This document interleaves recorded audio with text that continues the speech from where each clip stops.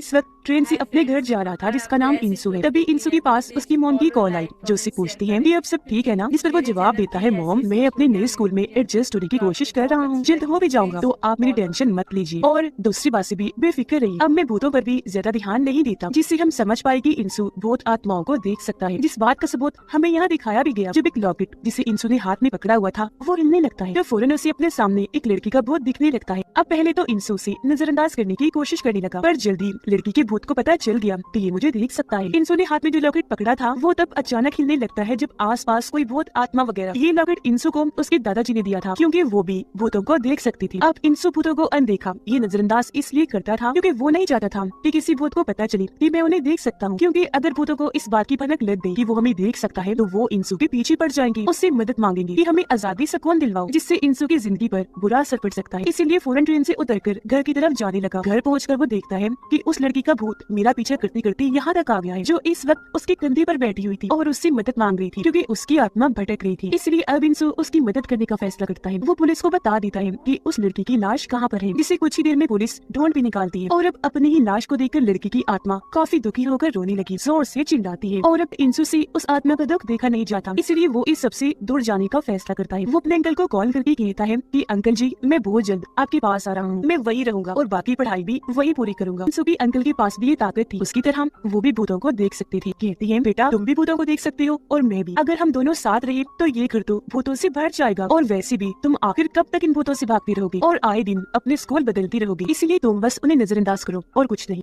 ये जो भी है मैं आ रहा हूँ, क्योंकि मैंने अपने स्कूल में स्कूल बदलने की एप्लीकेशन दे दी है। जिसके बाद अगले दिन वो बस में बैठकर अपने अंकल के पास जाने के लिए निकल जाता है। बस जब अपने स्टॉप पर रुकी तो वहाँ एक बहुत ही खूबसूरत लड़की इंसू की तरफ देखकर मुस्कुराने लगी, पर वो तो उसकी तरफ बिल्कुल ध्यान नहीं दे रहा था। पता चल गया था कि वो लड़की भूत है, तो वो उसे नजरअंदाज ही कर रहा था। अब इंसू जब अंकल के घर गया तो हम दरवाजे पर बहुत सारी ऐसी चीजों को देखते हैं जिनसे भूतों को भगाया जा सकता था, और ये इसलिए लगाई हुई थी ताकि भूत घर के अंदर ना घुस सके। इसीलिए उसके अंकल हमेशा घर के अंदर ही रहते हैं, बहुत कम ही बाहर जाया करती थी। फिर अगले ही दिन इंसू अपने नए स्कूल चला गया, जहाँ टीचर सब बच्चों को उसके बारे में बताती है कि ये क्लास में नया आया है। इस क्लास में 5 दोस्तों का एक ऐसा ग्रुप था जो कमजोर और नए आने वाले स्टूडेंट्स को बुली यानी परेशान किया करती थी। इस ग्रुप की लीडर एक लड़की थी। पहले ही नजर में इंसू उसे पसंद आ गया, इसीलिए वो उसे अपने साथ वाली सीट पर बैठने के लिए जगह देती है। वो उसे कह भी देती है कि तुम मुझे पसंद आई हो, मुझसे दोस्ती कर लो, पर वो साफ मना कर देता है। अब यहाँ भी इंसू को एक लड़की का भूत दिखाई दिया गया जिसने चेहरे पर मास्क पहना हुआ था और हाथों पर उसके खून लगा हुआ था। वो अपने हाथ क्लास की खिड़की पर लगा देती है, अपने खून के निशान वहाँ पर छोड़कर चली जाती है। घर आकर इंसू इस आत्मा के बारे में अपने अंकल को बताता है कि आज मैंने पहली बार ऐसी आत्मा को देखा जिसके हाथों पर खून था और उसने चेहरे पर मास्क पहना हुआ था। उसके अंकल सुनकर चौंक गए,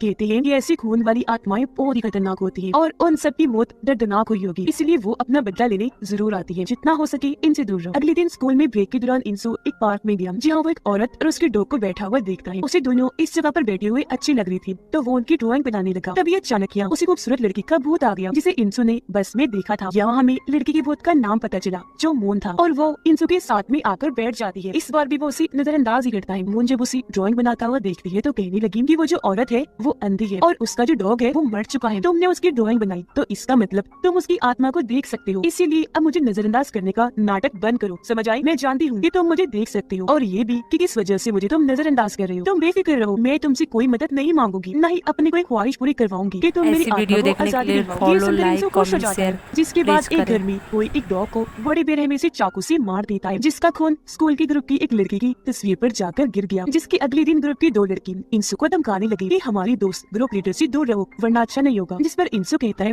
कि समझाना है तो उसे जाके समझाओ, वो ही मुझे साथ बिठाती है, मेरे पीछे पड़ी हुई है। ये सुनकर एक दोस्त को गुस्सा आ गया, वो इंसू को जोर से जमीन पर दे मारता है। अगले दिन ग्रुप की वो लड़की जिसकी तस्वीर पर खून गिरा था वो अपने डॉग को ढूंढने लगती है जो काफी देर से लापता था, कि तभी सामने से उसकी दोस्ती आकर उसे डरा देती है। पर जब वो घर आई तो वो किसी लाल रंग की चीज को पैकेट में लटका हुआ देखती है। वो जैसे ही करीब गई अचानक पैकेट फट गया और उसके अंदर की लाल चीज जो दरअसल खून था वो सारा का सारा उसके ऊपर गिर जाता है। उसके कपड़े बाल चेहरा खून में भर गए। जो धोने के लिए वो जैसे आगे बढ़ी, यहाँ पर उस मास्क वाली लड़की का भूत आ जाता है जिसे इंसू ने स्कूल में देखा था, और वो अब अपना मास्क हटाकर ग्रुप की लड़की के सामने आ गई। मास्क वाली लड़की को देखते ही उसके मुंह से सही निकलता है, यानी कि इस लड़की का नाम सही है और ये लड़की उसे काफी अच्छे से जानती है। अब सही उसकी तरफ बढ़ने लगी, तब डरते हुए वो लड़की पीछे की तरफ हटने लगती है। फिर अचानक ही कोई जोर से दरवाजा बंद कर देता है। अगले दिन ग्रुप की लड़की अपने लीडर को कहती है, लगता है हमारी दोस्त कहीं पर भाग गई है, जब तो स्कूल नहीं आई। और ये सुनकर इंसू काफी घबरा जाता है क्योंकि कहीं ना कहीं वो जान चुका था कि इनकी दोस्त के साथ कुछ गलत हुआ है। फिर ग्रुप की वो लड़की दिखाई गई जो खून में लथपथ एक अंधेरी जगह पर बंधी हुई थी। अचानक कोई जोर से दरवाजा पीटने लगता है जिससे वो बहुत ज्यादा डर जाती है।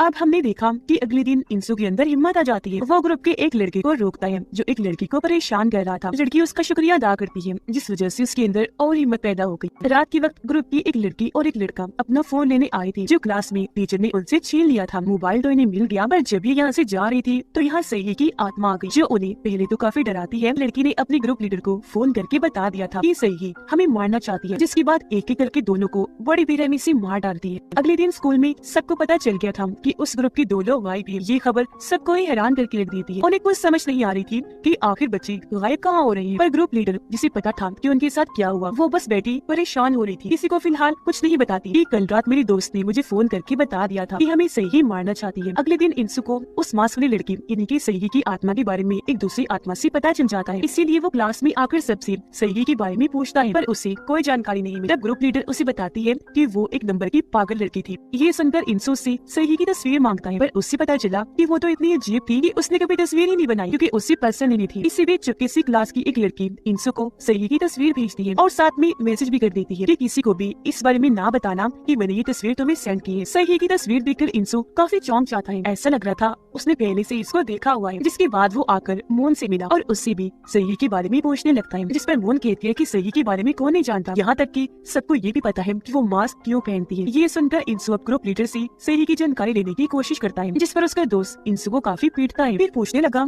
कि तुम आखिर क्यों सही के बारे में जानना चाहती हो, तुम्हारा क्या वास्ता है उससे। जिस पर इंसु कहता है कि कुछ नहीं, पर मैं जानता हूँ कि वो तुम लोगों से अपना बदला लेने जरूर आएगी। जिसके बाद वो लड़का इंसु को छोड़ देता है। अब जब वो लोग अकेले थे तो ग्रुप लीडर अपने दोस्त को कहती है कि मुझे लगता है स्टूडेंट्स को ऐसे अगवा सही की डेट कर रही है। तुमने देखा नहीं जिस दिन सही का फ्यूनरल था, यानी कि जब उसे दफनाया जा रहा था, उसकी डेट हम सब बच्चों को कैसे घूर रही थी। इसीलिए अब भी लोग अपने सवालों के जवाब पाने उनके घर जाने लगते हैं।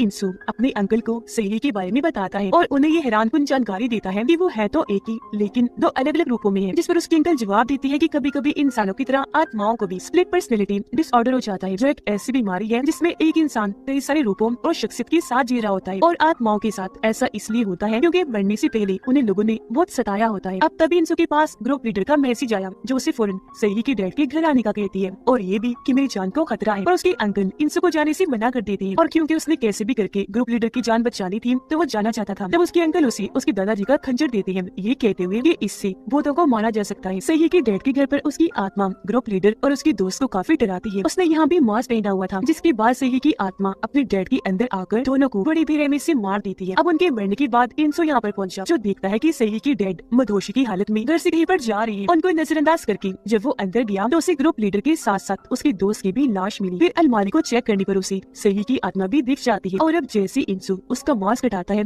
उसकी होश उड़ गई क्योंकि पता चला कि सही और मोन दोनों एक ही हैं। बस ये एक आत्मा के 2 अलग अलग रूप हैं, जिनमें एक तो अच्छा रूप है मोन, जबकि दूसरा बहुत ही खतरनाक खूनखार है यानी कि सही जो खून की प्यासी है। जिसके बाद सीन यहाँ से पास्ट यानी माजी में आ जाता है जहाँ हमें पता चला कि सही ने इस बुली ग्रुप के खिलाफ रिपोर्ट की थी। पर जब उन लोगों को इस बारे में पता चला तो उन्होंने रोज सही को परेशान करना शुरू कर दिया। वो उसे काफी मारती पीटती थी, हद से ज्यादा उसे सताया गया। कभी उसकी बाल जला दिया करती थी तो कभी काट दिया करती थी। एक बार तो ग्रुप लीडर ने हद ही पार कर दी। उसने सही का बुरा सा मेकअप करके जबरदस्ती उसे मास्क पहना दिया था और कहा था कि अगर तुमने कभी ये मास्क उतारा तो हम तुम्हारे साथ इससे भी कई ज्यादा बदतर सलूक करेंगे। इस बारे में जब सही के डैड को पता चला तो वो पुलिस में रिपोर्ट करने का फैसला करते हैं, पर सही ने उन्हें ऐसा करने से रोक दिया क्योंकि अगर ग्रुप को इसकी खबर हो गई तो वो सही की जिंदगी को जहन्नुम बना देंगे। पर अगले दिन जब सही मास्क लगाकर क्लास में बैठी थी तो जबरदस्ती टीचर उसका मास्क हटा देती है और कहती है कि तुम मास्क लगाकर क्लास में नहीं बैठोगी, इसकी इजाजत नहीं है। फिर वो मास्क को पाँव से 2 धकेल देती है, पर मास्क उतारने की वजह से ग्रुप लीडर उसे फिर से बहुत मारती है और वो बेचारी बस सहती ही रहती है। लेकिन रोज रोज का ये जुल्म बर्दाश्त करके अब वो तंग आ चुकी थी, इसीलिए उसने फांसी से लटक कर अपनी जान दी। जिसके बाद सही की आत्मा वापिस आई और उसने अपना बदला लेने के लिए ग्रुप लीडर समेत उसके तमाम दोस्तों को मार दिया जो भी उसे बुली किया करती थी। पर जब उसकी भटकती हुई आत्मा वापिस आई तो उसके 2 हिस्से हो गए, एक तो बहुत ही प्यारा मून के रूप में, जबकि दूसरा खतरनाक गुस्से और डिप्रेशन से भरा हुआ यानी कि सही। अभी भी उसका दिल नहीं भरा, वो बाकी अपने क्लासमेट्स को भी टीचर समेत मारना चाहती थी क्योंकि जब वो पूरा ग्रुप सही के साथ इतना बुरा बर्ताव करती थी, जुल्म करती थी, तो कोई भी स्टूडेंट उसके लिए कुछ करता नहीं था, बस उसके साथ बुरा सलूकी देखती थी। यहाँ तक कि टीचर ने भी कुछ नहीं किया, उल्टा उसके साथ ही गलत किया। इसीलिए अब वो टीचर की बॉडी यानी कि उसका जिस्म इस्तेमाल करके उन सभी स्टूडेंट्स को एक जगह इकट्ठा होने का कहती है। जैसे सारे बच्चे आए वहाँ की लाइट्स अपने आप ही बंद हो गई। अब सही है कि ये सारी हकीकत इन इंसु उसकी डायरी से पढ़ रहा था। वो घबरा गया, अपनी साइकिल लेकर जल्दी से स्कूल की तरफ जाने लगा। जिस बीच उसने अपने अंकल को भी कॉल कर दी और कहा, मेरी मदद कीजिए। अब उसके अंकल सही के घर गए। वो पहले उसकी लाश को जमीन पर लिटा देते हैं, फिर रिचुअल वाले कपड़े पहनकर तलवार हाथ में ले लेते हैं और सही के लिए रिचुअल जादू करने लगते हैं। रिचुअल जैसे ही पूरा हुआ, सारी ताकत उस चाकू में आ गई जो इंसु ने पकड़ा हुआ था और अब उसे इस चाकू से सही की आत्मा पर वार करना होगा, जिसने टीचर के जरिए पूरी जगह पर पेट्रोल डलवाया और अब वो यहाँ आग लगाने वाली थी। उसने लाइटर जलाकर हाथ में पकड़ा हुआ था। वो पूरी तरह तैयार थी ताकि सब मारे जाए। इस बीच उसका अच्छा वाला रूप मून उसे ऐसा करने से रोक भी रहा था। तब मास वाली सही उसे कहने लगती है कि भूल गई तुम, ये लोग तुम्हारे और मेरे साथ होने वाले जुर्म को बस देखा करती थी, हमारे लिए कुछ भी नहीं करती थी। अब जैसे यहाँ इंसु आया, सही अपने अच्छे वाले रोमून को गायब कर देती है, जिसके बाद वो एक एक करके सभी स्टूडेंट्स के अंदर जाने लगती है। इस चीज का पता इंसु अपने लॉकेट से लगवाता है कि इस वक्त सही की आत्मा किसके अंदर है। जिस बीच सही को अपने बचपन का एक स्केच दिखता है, जो कि बचपन में उसके लिए और किसी ने नहीं बल्कि इंसु ने ही बनाया था और ये इंसु को सही के कमरे से मिला था। असल में बचपन में सही इंसु के साथ उसके स्कूल में ही पढ़ा करती थी। उसने एक दिन इंसु को कई सारे बुली बच्चों से बचाया था, जिसके बाद दोनों की दोस्ती हो गई। अपना ये स्केच जैसे सही देखती है, उसे इंसु की याद आ जाती है, इसीलिए वो फौरन अपने अच्छे वाले रूप में आ जाती है, क्योंकि अब उसे भी इंसु याद आ गया था। पर जैसे उसने स्टूडेंट्स की तरफ देखा, उसे गुस्सा आ गया और वो फिर से अपने बुरे मास वाले रूप में आ जाती है। इसका एहसास होते ही इंसु चाकू से सही को मार देता है। ऐसा होते ही उसकी आत्मा वापस अच्छे रूप में आ गई और खुशी खुशी वहाँ से चली जाती है, यानी कि अब उसकी आत्मा को आजादी सुकून मिल गया था। इंसु यहाँ सही को एक बार फिर से खोकर काफी दुखी हो जाता है, पर बेचारा क्या करता। फिर कुछ साल के बाद इंसु उस स्कूल में टीचर बनकर आता है जहाँ का कभी वो स्टूडेंट हुआ करता था। जिस बीच उसे पिछली सीट पर एक और आत्मा बैठी हुई नजर आती है, जो धीरे धीरे इंसु की तरफ ही बढ़ रही थी। वो भी तकलीफ में लग रही थी और इसी के साथ ये फिल्म इधर ही खत्म हो जाती है।